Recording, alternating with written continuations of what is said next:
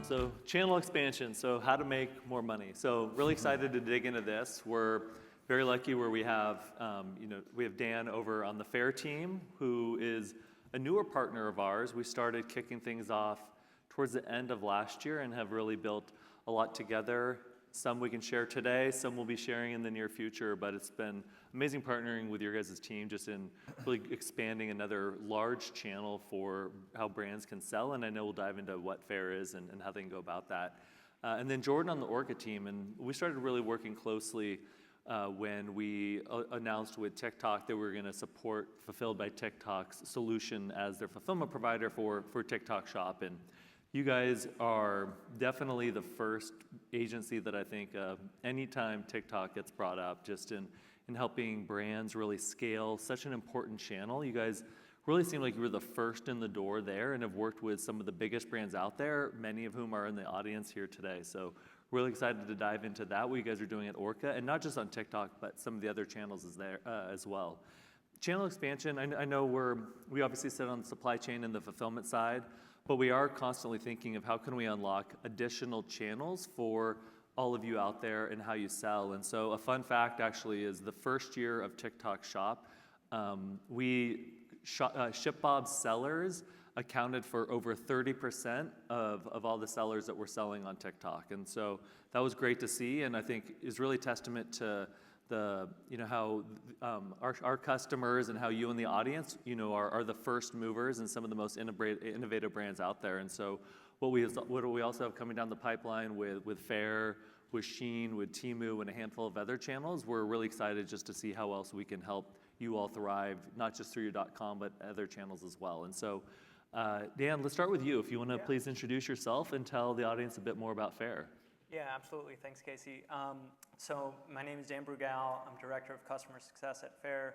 And what that means is the folks on my team, they manage some of the top sellers on our platform, some of the top brands, particularly across our core gift, our food and beverage, and our enterprise brand categories. And my team's responsible for coaching those sellers, coaching those brands up on how to really grow and scale their business across Faire, meet their different business objectives. I've been at Faire now for coming on 6 years. I started on the retailer side of the business, heading up our retailer sales team. I've been working on the brand side now for the past few years, and we're really excited about the partnership as well and all the future. Awesome. And again, I'll maybe sell a bit more on the Faire side as well, which it's really unlocking. We've got great partners like SPS who's here, and really SPS has been a game changer to us as a partner, especially on a technology standpoint, to connect into a lot of the larger retailers. With Faire, you're covering the massive long tail. And so the many, many thousands of, or hundreds of thousands of small mom and pop, like dermatologists or estheticians or hotels or yoga studios, and really unlocking that as a channel. And I know we'll dive into that as well. And Jordan, if you could introduce yourself and tell us a bit about Orca. Yeah, so my name is Jordan Hill, and I'm the VP of Finance at Orca. What we do at Orca is we help brands succeed across social commerce, right? And so social commerce is specifically e-commerce on social media platforms. As Casey mentioned, Orca has a long history, specifically with TikTok Shop. Orca has the cool history of being the very first seller to sell any product on TikTok Shop. So it was like, I think, like an air fryer or something like that was sold on TikTok Shop, the very first product. And so what we do is we like to work with brands, help them understand the platform, how to reach audience on that platform, and then ultimately help them grow to turn that platform into a proper business.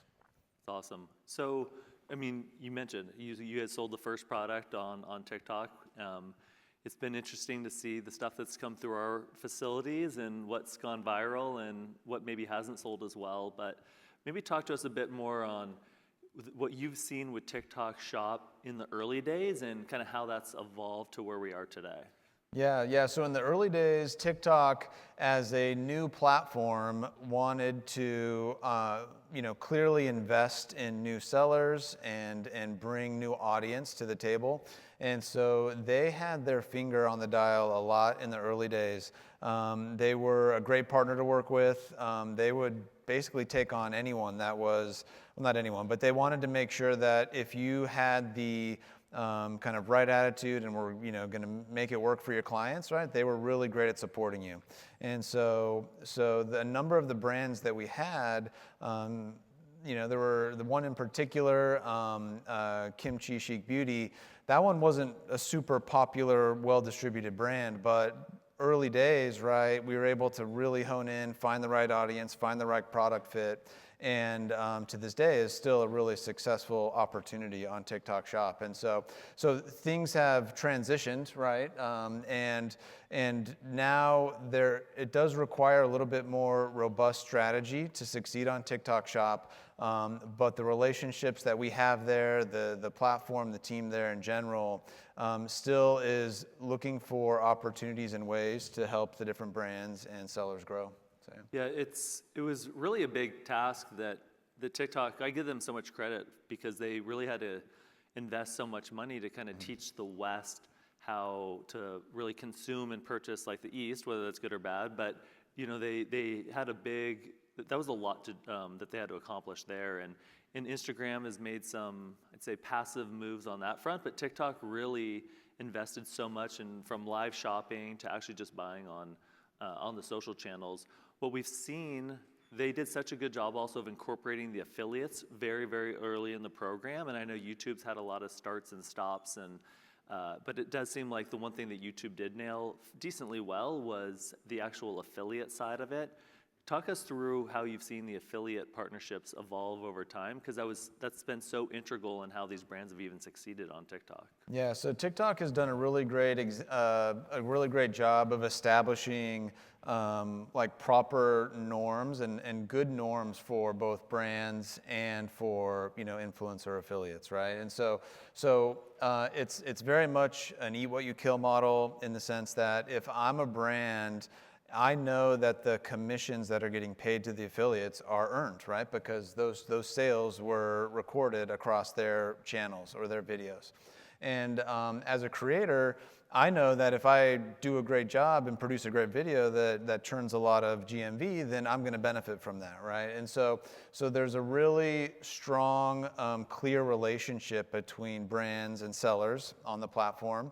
And not only that, so much of the operational headache of having to do calculations, work with third parties that are providing you affiliate data and information. All of that is all integrated within the system, and TikTok pays the creators directly, right? So just, as a finance person, makes my life so much easier and makes me so much happier to know that that's just one additional piece that I don't have to worry about as we support our brands in their sales on TikTok.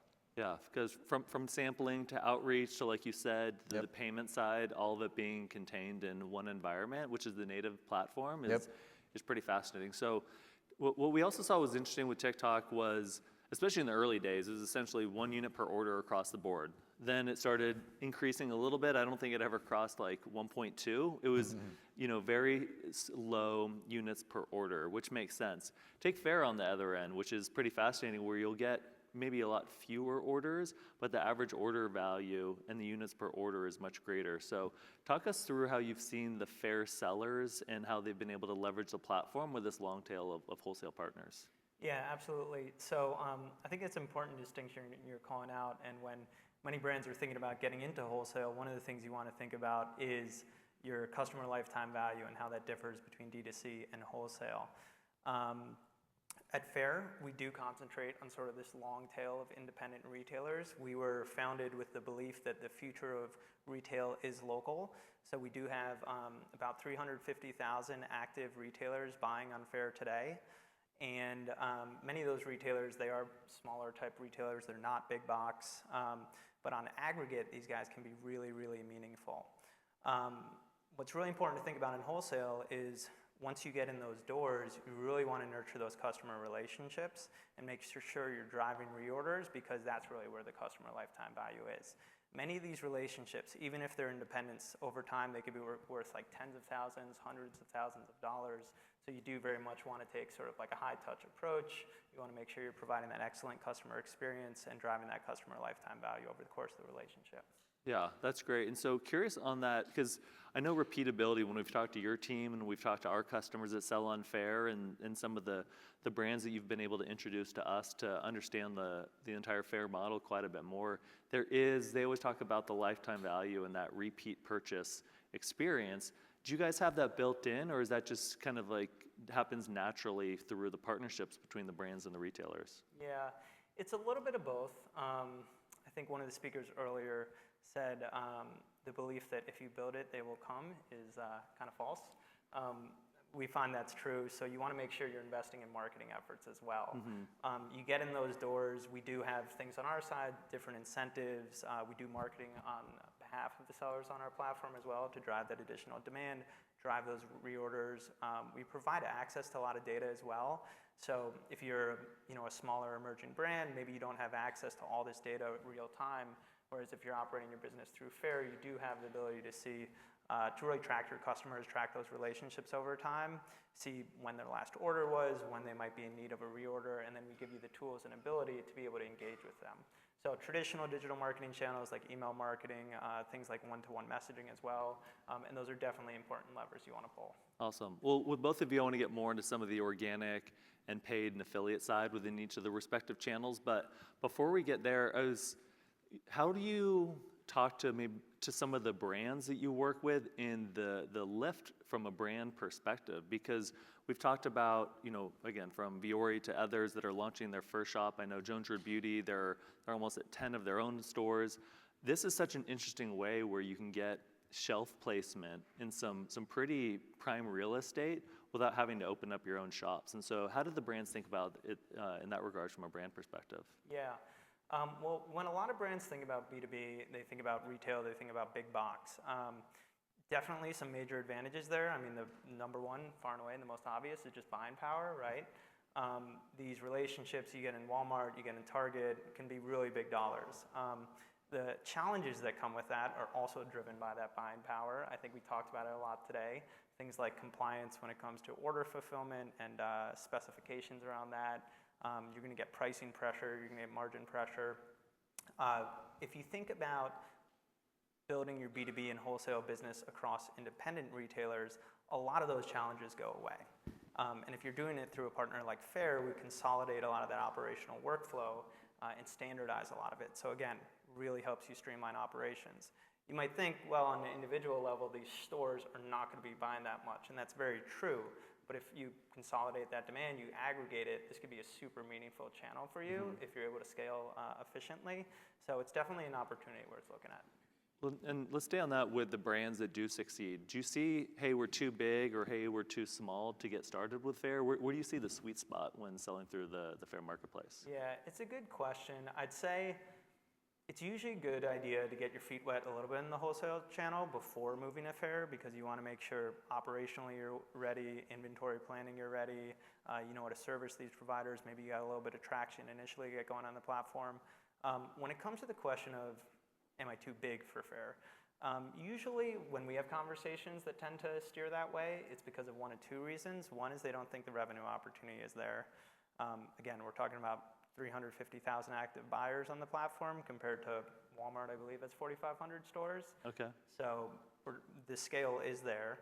And then second, what we hear sometimes is, well, operationally it's too challenging. And I would absolutely agree if you're trying to manage each one of those relationships on a one-to-one level. But again, if you're able to put that on a single platform where a lot of these operational efficiencies can be gained, it's something that you can really scale in a meaningful way. Yeah, that's what's been interesting talking with your team is one of the first questions I asked was, well, did the brands start going direct to retail or vice versa to kind of cut you out as a middleman? But like you mentioned, just similar to what Jordan was mentioning with managing, thousands, potentially thousands of affiliates promoting, you can have thousands of retail partners all within one platform, which obviously makes things much, much easier. And Jordan, what about you? So with TikTok, do you see like a sweet spot of, hey, we're too small or we're too big? And what are some of the benefits you've seen from working with smaller or larger teams? So The most kind of blatant kind of distinction between the two is that the bigger teams are going to have more bureaucracy, right? That you kind of have to discuss and figure out. That they're going to have separate marketing teams, they're going to have separate operational teams, and so kind of cutting through that and understanding that is the probably biggest hurdle in working with larger companies. Small companies, they move fast, right? They can get things done. The trade-off there is that the large companies a lot of times are willing to make some of those investments, right, that need to be made in expanding into a new channel, right? Because TikTok Shop is a pretty new channel for pretty much everybody, and the smaller companies, they have to kind of do a pretty thoughtful job on really honing in on their exact customer base that's on the platform and being able to find them, not just through paid media, but really kind of through a content perspective. And so they have to take a little bit more time once they kind of make the commitment, unless they have the kind of reserves in order to kind of really spend and make that investment happen. Yeah, there's so many just fascinating success stories. Like, Brandon from Easy Bombs is somewhere out there where he and his mom launched it from TikTok was the channel. That was the sole channel. And for pretty much an entire year, that was the only channel. And they were one of the top TikTok shop sellers. Again, from ideation to launch directly on this channel. We've seen so many new channels that these brands have been chasing these shiny pennies with like nothing coming to fruition. But TikTok really hit. I know Faire's really hit for a lot of brands. And what are some of the mistakes you've seen from brands big and small with choosing to go in on TikTok as a platform? Yeah, so it ultimately just comes down to committing, right? Like the brands that see TikTok as an opportunity and as the next kind of wave of e-commerce, and the few of you that I've talked to kind of out and about, right? We can't as sellers control where our buyers always are, right? Like we kind of have to meet them where they're at. And the move to social commerce and specifically TikTok Shop, right? Because they're kind of the big player here in the US, that's just kind of where people are at, right? And so it really just comes down to committing and making that happen. Some of our big partners, for example, one of the roadblocks that they hit up against or bounce up against is when they have competing like retail deals, say for example. We've had a couple really cool bigger brands come in and say, nope, can't do that, right? Oh, well, because of our output deal or our deal with this other retailer, and it really hinders their ability to take advantage of the resources that are available on the platform, right?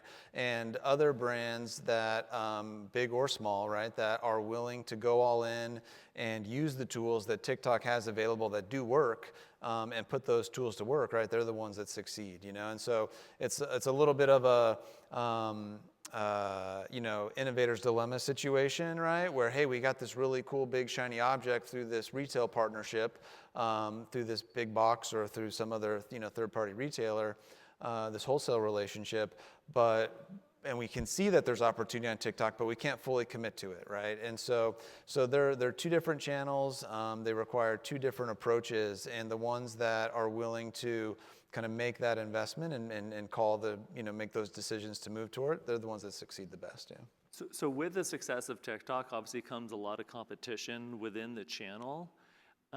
What shifts have you seen where we're hearing from a lot of our customers that, hey, it's really, organic's not working as well, it's really pay to play.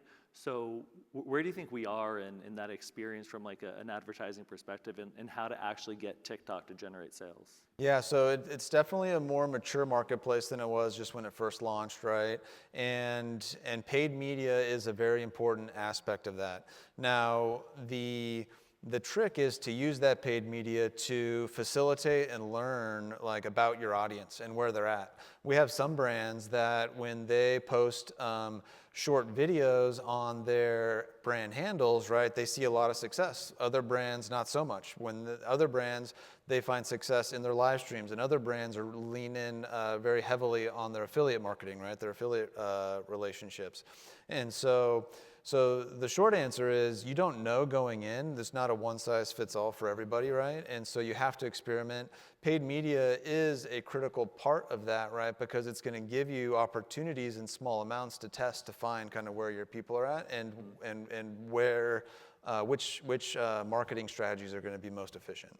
Yeah, and attribution is like the bane of all marketers' existence. But what's interesting with TikTok, it's not just on TikTok, but where brands, some in this audience, some who have shared it on stage, they've been able to leverage their TikTok success and presence to actually get into retail. When even at Expo West, you walk the floor and you see those like as seen on TikTok shop stickers all over the place, and then not just get into these retail outlets, but like Blue Nutrition has shared with us, I think at the last Fulfilled, where they were able to leverage, as they got into Target, they were actually able to leverage TikTok as a way to drive traffic into the Target stores in some of the geos that they were targeting or going after, and then use that to increase the retail purchases that they were seeing from Target. So it's pretty interesting. Yeah. One of the things that we see, it's a pretty common thread across all of our clients, is that as sales increase on TikTok, right, sales increase across other channels for them, right? And even the brand that comes to mind that internally they weren't able to fully commit to TikTok and do the things that they really needed to do for it to succeed, they had such clear data that their Amazon business, like it was like a 1-for-1, right? You see the sales spike on TikTok, you see the sales spike on Amazon, and they still just weren't able to get over the kind of internal bureaucracy or whatever they needed to do to really commit to TikTok, But yeah, it's pretty cool to see, because it's not just a marketing platform that, oh cool, I paid more money to TikTok, now I'm seeing sales on my owned and operated or my Amazon or whatever it is. But you literally can have sales in both places, right? Sales go up in TikTok, they go up elsewhere too, right? So it's a really kind of great place that is, a marketing opportunity that is driving revenue. So I know the brand you're talking about. Hopefully we can talk about them together pretty soon. But Dan, to bring it back to you on Faire. So if brands are like, okay, I want to get started on Faire, let's just start with that. How do brands even get started with Faire? Yeah. Well, reach out, join the platform, get your shop page set up, and then I would think about it through the lens of like a lot of stuff you do in the traditional wholesale model, just in a very digital first way. So one of the starting places I would think about is merchandising. You mentioned Expo West. Traditional wholesale space happens at a lot of these trade shows across Vegas, Atlanta, New York. And where a lot of brands put their effort in there is in their booths, in their showrooms, making it beautiful, making it really attractive. You want to take that same approach online. So really focus on how you're merchandising your product, pictures, videos, collections, telling your brand story. This is digital, you're not always going to have that conversation with the person in person, so how do you tell that story through digital means? Because when you do get those retailer impressions on Faire, you want to make sure you're converting them to actual orders. So I'd start with merchandising, focus on marketing as well, we touched on it a bit, but really one of those things, the more you put in, the more you tend to get out of it. And then the third thing I would think about is making sure that you're set up and you have dedicated resources internally to provide a really excellent customer experience. So making sure your fulfillment is tight, making sure your shipments are on time, you've got good customer communication, you're resolving issues, because once you get in that door, again, those customer relationships have the potential to be very, very large. So driving reorders and driving that excellent customer experience is really important for the long-term success. Awesome. We'll see what we can get you to share here. So I know DeVay and Trevor were talking about the algorithm of IPP. They were talking about the algorithm of Blueprint. What about the algorithm of the Faire search? And so again, what's interesting talking with your team, you take this simple concept of like hat. Like you search for a hat, but depending on where you're based, what kind of store you're selling, like the definition of a hat can vary greatly. To be honest, I didn't really respect it fully at the time until the team walked through all the multiple, journeys that you can go through when searching for the right hat that these retailers are looking to purchase. What are some of the inputs that the brand should look at to optimize for the Faire results? Because they're they're competing against 100,000 plus sellers on the Faire platform. So we can start with maybe the organic output. And then I know you guys launched a paid search solution as well. And I know that's in its earlier stages, but it's accessible. And so if you can share a bit more there as well. Yeah, for sure. So what we do across the marketplace is, I mean, one of the things that I mentioned earlier is we have tens of thousands of brands. We have hundreds of thousands of retailers. So there is a big search and ranking problem that we're constantly solving. We implement a lot of AI, a lot of machine learning to understand who are those retailers, who are those buyers. We're looking at all sorts of information on who that store is so that everyone's experience shopping on Faire is going to be unique. Each different store that's searching for a hat is going to have different results. Because what we're trying to do is we're trying to best match that buyer with products that we have high confidence are going to sell well through their stores. So when you're a seller on the platform, when you're a brand, how do you want to think about that? We look at many different inputs in terms of what the product types you have are, who they're selling to, what's selling well. It is one of these things that acts as a bit of a flywheel. Like the more success you have, the more that fuels the search and ranking algorithm and the more success you can have in the future. So you want to make sure you're jumpstarting that early. You're getting positive reviews, you're selling through your best product. And one of the other ways you can do that is we have the marketplace, which we've been mostly talking about. That is where we do collect a commission.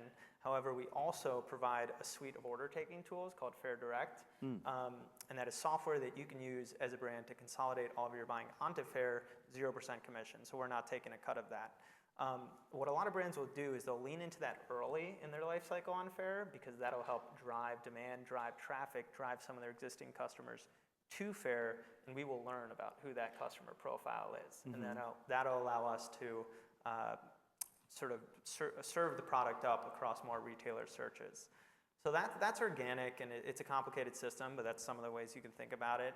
We have launched a paid solution as well, advertising solution, in which it's a very simple system at this point, but essentially you can serve your product up at the top of search result pages as a promoted listing. And you know, obviously there's an additional customer acquisition cost associated with that, but what we see is when you forecast out the reorders and the customer lifetime of these brands, even at margins with wholesale, which obviously are less than D2C, it can still be very profitable and makes a lot of economic sense for these businesses. That's awesome. Well, I love diving into ways that these brands can continue to expand how they sell. I think I've taken up the whole time with my questions, but I'm sure the audience will have a bunch more as well, after we wrap this up. So thank you guys for both joining me on stage. For sure. Cool. Thanks. Thanks, Casey.